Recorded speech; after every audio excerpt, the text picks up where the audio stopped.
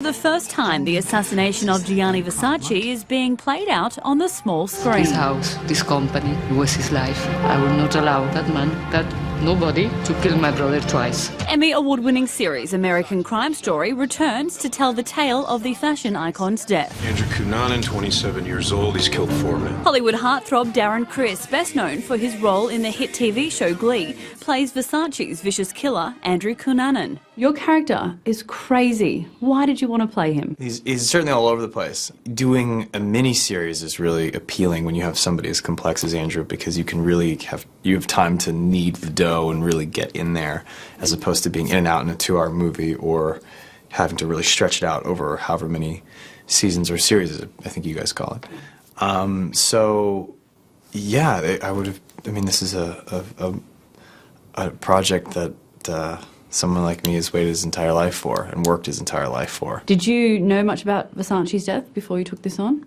About as much as most people, or at least most people that I've spoken to, which is for the most part, people knew he was shot.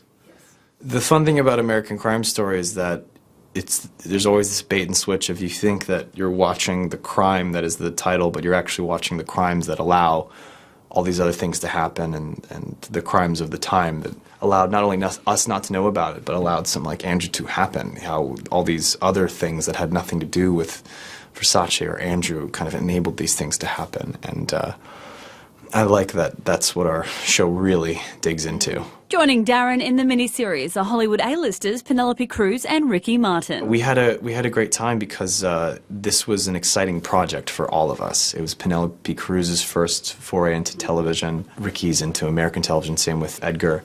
And among this sort of TV renaissance that Ryan Murphy's at the front lines of, they all came with this really palpable enthusiasm that for guys like me, being the old hat, really, you know, I felt like I was living in the Twilight Zone, that I was the guy with the experience, at least in TV land, with these seasoned vets themselves of their various fields. The Versace family, they haven't been overly happy about it. How do you feel about that?